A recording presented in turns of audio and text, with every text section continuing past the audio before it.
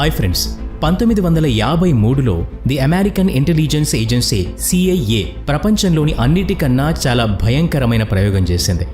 ఆ సమయంలో CIA తన శత్రువుల దేశంలో ఒక టెక్నాలజీని ఉందని అనుకుంది. అదేంటంటే ఎవరి బ్రెయిన్ అయినా సరే వారి ఆధీనంలోకి తీసుకునే టెక్నాలజీ. ఈ భయంతోనే CIA కూడా మనుషుల బ్రెయిన్స్ని ఎలా కంట్రోల్ చేయాలి అనే విషయంపై పరిశోధన చేయడం స్టార్ట్ చేసింది. దాని తర్వాత CIA టీం కొన్ని డ్రగ్స్ని తయారు చేసింది. వాటిని ఏ మనిషి అయినా తీసుకుంటే ఆ మనిషి బ్రెయిన్ని మనం కంట్రోల్ చేయొచ్చు. అలాగే ఆ డ్రగ్ని ప్రయోగించి పరీక్షించడానికి CIA టీం జైల్లో శిక్షణ అనుభవించే వాళ్ళని ఎంచుకుంది. మీరు వింటే ఆశ్చర్యపోతారు. ఆ భయంకరమైన డ్రగ్ని 500 కన్నా ఎక్కువ మంది ఖైదీలపై ప్రయోగించారు. ఆ డ్రగ్స్ ఎంత ప్రమాదకరమంటే వాటిని తీసుకున్న ఆ ఖైదీలు బ్రతికే ఉన్నారు. కానీ వాళ్ళెవరు, ఎక్కడి నుంచి వచ్చారు, ఇంకా వాళ్ల గురించిన ఏ విషయం గుర్తులేదు. చెప్పాలంటే వాళ్ళు బ్రతికి ఉన్న ఒక మృతదేహంలా అయిపోయారు. ఈరోజు మేము ఈ వీడియోలో మీకు సైంటిస్టుల ద్వారా ప్రయోగించబడిన ఇలాంటి భయంకరమైన ఎక్స్పెరిమెంట్స్ గురించి చెప్పబోతున్నాం. వీటి గురించి విన్న తర్వాత సైంటిస్టులు ఎంత దారుణంగా ఉంటారని మీకు అసలు నమ్మకం కూడా కలగదు. మరింకెందుకు ఆలస్యం, let us start our today's episode. Dioxin test. ఇది 1960 సంవత్సరంలో జరిగింది. ఒక డెర్మటాలజిస్ట్ డాక్టర్ని అమెరికన్ ఆర్మీ అలాగే మెడిసిన్స్ తయారు చేసే చాలా కంపెనీల తరపు నుండి దీనిపై స్టడీ చేయడానికి అనుమతించారు. ఒకవేళ ఏదైనా భయంకరమైన కెమికల్ బాడీ సెల్స్తో కలిసినప్పుడు ఆ మనిషి బాడీ ఎలా రియాక్ట్ అవుతుంది అనే విషయాన్ని తెలుసుకున్నారు. నిజానికి ఆ సమయంలో అమెరికా అలాగే వియత్నాం మధ్యలో చాలా ప్రమాదకరమైన యుద్ధం జరిగింది. ఈ యుద్ధంలో అమెరికా సైనికులు వియత్నాం సైనికులను ఓడించడానికి బయోకెమికల్ని ఆయుధంగా ఉపయోగించాలనుకున్నారు. అలాగే ఏదో ఒక ఆయుధాన్ని ఉపయోగించాలని అమెరికా సైనికులు అలాగే సైంటిస్టులు చాలా వేగంగా కెమికల్ని తయారు చేశారు. అమెరికా చాలా తక్కువ సమయంలో వియత్నాం సైనికులను ఎక్కువ మందిని ఓడించాలని నిర్ణయం తీసుకుంది. కాబట్టి దీనికోసమే అమెరికా సైంటిస్టులు అలాగే సైనికులు కలిసి ఈ డియాక్సిన్ అనే కెమికల్ని తయారు చేశారని అందరూ చెప్పుకుంటారు. ఒకవేళ ఈ డియాక్సిన్ని ఒక మోతాదులో ఏ హ్యూమన్ బాడీలోకి పంపించినా వాళ్ళకేమీ జరగదు.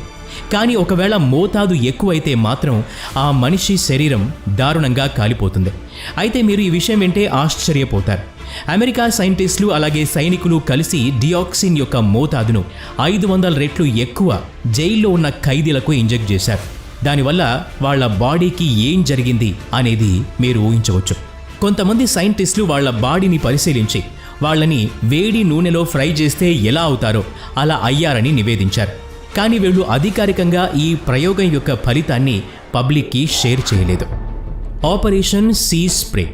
ఇప్పుడు మేము మీకు ఈ ప్రమాదకరమైన ప్రయోగం గురించి చెప్పబోతున్నాం. ఈ ప్రయోగం కూడా అమెరికా సైనికుల ద్వారా చేయబడింది. ఈ విషయం 1950వ సంవత్సరంలో జరిగింది. అమెరికన్ నేవీ అమెరికా యొక్క సముద్రం ఒడ్డు నుంచి చాలా దూరం లోపలికి వెళ్ళి గాలిలో ఒక ప్రత్యేకమైన బ్యాక్టీరియాని స్ప్రే చేశారు. ఈ ప్రత్యేకమైన బ్యాక్టీరియా ఏదైతే ఉందో అది దాని లోపల నుండి రెడ్ కలర్ పిగ్మెంట్ని ప్రొడ్యూస్ చేయడానికి పూర్తి ప్రపంచంలోకి వెళ్లాల్సి ఉంటుంది. నిజానికి ఆ సమయంలో అమెరికా సైనికులు అలాగే సైంటిస్టులు ఏం తెలుసుకోవాలనుకున్నారు అంటే ఒకవేళ ఎవరైనా శత్రువు దేశం ద్వారా అమెరికాపై బయోకెమికల్ దాడి చేసినప్పుడు ఈ ఆయుధం యొక్క ప్రభావం అమెరికాలో ఎంతమందిపై ఉంటుంది. ఒకవేళ అమెరికా స్వయంగా ఏదైనా శత్రు దేశంలో బయోకెమికల్తో దాడి చేస్తే అప్పుడు ఆ దాడి ఎంతవరకు సక్సెస్ అవుతుంది అని. తర్వాత కొన్ని రోజుల వరకు అక్కడి మిలిటరీ దగ్గరలో ఉన్న అన్ని ప్రదేశాల నుండి శాంపిల్స్ని కలెక్ట్ చేశారు. దాని నుండి ఏం తెలుసుకుందాం అనుకున్నారంటే అసలు ఆ బ్యాక్టీరియా యొక్క ప్రభావం ఎక్కడి నుంచి ఎక్కడికి చేరుకుంది అని. ఆశ్చర్యపోయే విషయం ఏంటి అంటే సముద్రంలో చాలా దూరం లోపలికి వెళ్ళి రిలీజ్ చేసిన ఆ బ్యాక్టీరియా యొక్క ప్రభావం దాదాపు సగం అమెరికాపై చూపించింది. శాన్ ఫ్రాన్సిస్కోలో దాదాపు 1,00,000 మంది ప్రజల్ని టెస్ట్ చేశారు. దాంతో తెలిసింది ఏంటంటే వీళ్ళందరూ బ్యాక్టీరియా ద్వారా ఇన్ఫెక్ట్ అయ్యారని. మిలిటరీ ఈ ఎక్స్పెరిమెంట్లో సక్సెస్ అయింది. అలాగే వాళ్ళకి బయోకెమికల్ ఆయుధాల్ని శత్రు దేశాలపై ప్రయోగిస్తే అది ఎక్కడి వరకు స్ప్రెడ్ అవుతుంది అనే విషయాన్ని కూడా తెలుసుకున్నారు. అంతేకాకుండా వాళ్ల వైపు నుండి గాల్లో స్ప్రెడ్ చేసిన బ్యాక్టీరియా అక్కడ హ్యూమన్స్కి ఎక్కువ ప్రమాదం కాదని కూడా తెలుసుకున్నారు. కానీ శాన్ ఫ్రాన్సిస్కోలో అదే సమయంలో చాలామందికి యూరిన్ ఇన్ఫెక్షన్ అయింది. అలాగే ఆ ప్రజల్లోని కొంతమంది సర్జరీ చేయించుకోవాల్సి వచ్చింది కూడా. కొంతమంది చనిపోయారు. అమెరికాలో ఈ విపత్కర పరిస్థితిని చూసిన తర్వాత వీళ్ళు చేసిన ఈ ప్రయోగం గురించి దాచిపెట్టాల్సి వచ్చింది. కానీ 1970వ సంవత్సరంలోనే దీని గురించి అమెరికాలోని ఒక పత్రికలో ఆర్టికల్ వచ్చింది. దీని గురించి ప్రపంచమంతా అమెరికా గురించి రకరకాలుగా మాట్లాడుకున్నారు. ప్రస్తుతం కరోనా వైరస్ ప్రపంచంలో తాండవం చేస్తోంది.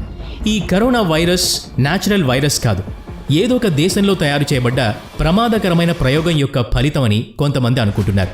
మీరు దీని గురించి ఏమనుకుంటున్నారో కామెంట్ చేసి చెప్పండి.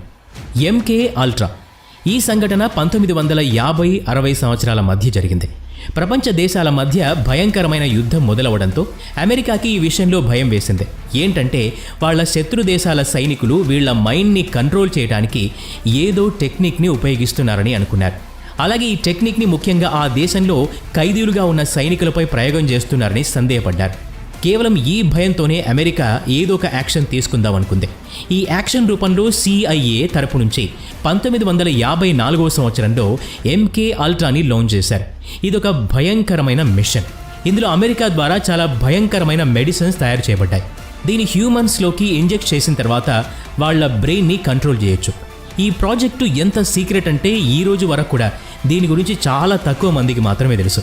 కేవలం మనకు తెలిసిన విషయం ఏంటి అంటే ఈ ఎక్స్పెరిమెంట్లో 150 మంది మాత్రమే పాల్గొన్నారని. ముందుగా ఈ డేంజరస్ మెడిసిన్స్ని కొంతమందిపై ప్రయోగించారు. దాని తర్వాత పారాలిటిక్ అలాగే ఎలక్ట్రో షాక్ లాంటి థెరపీలతో వీళ్లపై ప్రయోగాలు చేశారు. అద్భుతమైన విషయం ఏంటి అంటే ఎవరైతే ఈ ఎక్స్పెరిమెంట్లో సక్సెస్ అయ్యారో వాళ్ళకి అసలు వాళ్ళు తమకు ఏం చేస్తున్నారో కూడా తెలియదు. దీని గురించి కొంతమంది సైంటిస్టులు ఆ సమయంలో వాళ్ళపై ప్రయోగించిన కొన్ని మెడిసిన్స్ ద్వారా వాళ్ళు వాళ్ళ రియల్ ఐడెంటిటీని మర్చిపోయేలా చేశాయని చెప్పారు. అంతేకాకుండా వాళ్ళతో ఏం చెప్పినా సరే దాన్ని నిజమని అనుకునేవారు.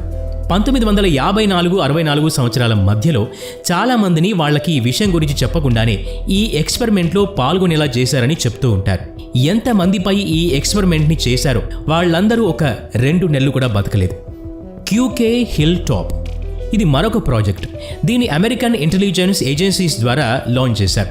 అలాగే ఈ ప్రాజెక్ట్లో చైనీస్ పీపుల్ బ్రెయిన్ని వాష్ చేయడానికి ఉపయోగించిన టెక్నిక్ గురించి స్టడీ చేశారు. ఆ సమయంలో చైనీస్ గవర్నమెంట్ చాలా ప్రమాదకరమైన దారిని ఉపయోగించిందని చెప్తారు. ఈ చైనీస్ గవర్నమెంట్ చాలా ప్రత్యేకమైన దారిలో మన మనుషుల మెదడుని బ్రెయిన్ వాష్ చేస్తుంది. ఆ సమయంలో చైనా ప్రజల నుండి ప్రతి ఒక్క విషయాన్ని తెలుసుకోవాలని చైనా గవర్నమెంట్ అనుకుంది. CIA వాళ్ళు అన్నిటికన్నా ముందు జైల్లో ఖైదీలుగా ఉన్న వారిపై బ్రెయిన్ వాష్, హిప్నటైజ్ లాంటి ప్రయోగాలు చేశారు. ఆ తర్వాత వాళ్ళ బ్రెయిన్ యొక్క శాంపిల్ని కలెక్ట్ చేశారు. వీటన్నిటిపై పరిశోధన చేసి ఏదైతే ఆ బ్రెయిన్ యొక్క భాగాన్ని పూర్తిగా డ్యామేజ్ చేసిందో అలాంటి మెడిసిన్ని తయారు చేయాలని నిర్ణయించుకున్నారు. సైంటిస్టులు ఈ ఎక్స్పెరిమెంట్ కోసం చాలా రకాల మెడిసిన్స్ని తయారు చేశారు. ఆ మెడిసిన్స్ని టెస్ట్ చేసే సమయంలో CIA వాళ్ళు మళ్ళీ ఒకసారి జైల్లో బందీలుగా ఉన్న ఖైదీలని వాళ్ళ టార్గెట్గా చేసుకున్నారు. ఇంతకన్నా డేంజరస్ విషయం ఏంటి అంటే డాక్టర్స్ కూడా ముందే చెప్పేశారు, ఒకవేళ ఈ మెడిసిన్స్ని ప్రయోగిస్తే తప్పకుండా ఆ మనిషి యొక్క ప్రాణాలు పోవచ్చని. అలాగే ఏ ఖైదీ చనిపోయినా సరే వాళ్ళ బాధ్యత అంతా ఈ ఎక్స్పెరిమెంట్ చేసిన వాళ్లపై ఉండదు అని. ఈ విషయం తెలిసి కూడా 150 మందిపై వీటిని యూజ్ చేశారు. ఆ మెడిసిన్స్ని యూజ్ చేశాక ఒక్కరు కూడా ప్రాణాలతో మిగలలేదు. కానీ అధికారికంగా ఎప్పుడూ కూడా ఈ ఎక్స్పెరిమెంట్ యొక్క ఫలితాన్ని పబ్లిక్ డొమైన్లో తీసుకురాలేదు. మీరు బుక్స్లో చదివే ఉంటారు. ఎప్పుడైనా సైంటిస్టులు ఏదైనా కొత్త మెడిసిన్ ప్రయోగం చేయాలనుకుంటే ముందుగా వాళ్ళు ర్యాబిట్ అలాగే ర్యాట్ లాంటి జంతువుల్ని టార్గెట్గా చేసుకుంటారు. అయినా సరే చరిత్రలో ఇలాంటి ఘటనలు చాలా జరిగాయి. ఇలాంటి డేంజరస్ మెడిసిన్ని డైరెక్ట్గా హ్యూమన్స్పై ప్రయోగించడం అలాగే ఎక్స్పెరిమెంట్ చేయడానికి వీళ్ళకి సులభంగా దొరికేది జైల్లో బందీలుగా ఉన్న వ్యక్తులు. ఎందుకంటే వీళ్ళకి ముందు వెనుక ఎవరూ ఉండరు. సైంటిస్టులకి అలాగే ఎక్స్పెరిమెంట్ చేసే వాళ్ళకి ఈ విషయం గురించి బాగా తెలుసు. ఒకవేళ ఇలా ఖైదీలు చనిపోతే దానికి కారణం అడిగేవాళ్ళు ఎవరు ఉండరని. మీకేమనిపిస్తోంది? ఈ కాలంలో కూడా ప్రపంచంలో ఉన్న సైంటిస్టులందరూ ఇలాంటి ఎక్స్పెరిమెంట్స్ చేయటం సమంజసమేనా? మీ ఉద్దేశం ఏంటో కామెంట్ బాక్స్లో ఇవ్వండి. ఈ వీడియో నచ్చినట్లయితే లైక్ చేయండి, షేర్ చేయండి. అలాగే ఇప్పటివరకు మన ఛానల్ని సబ్స్క్రైబ్ చేసుకున్నట్లయితే ఇప్పుడే సబ్స్క్రైబ్ చేసుకుని బెల్ ఐకాన్ మీద క్లిక్ చేయండి. నెక్స్ట్ వీడియోలో మళ్ళీ కలుద్దాం. Thanks for watching.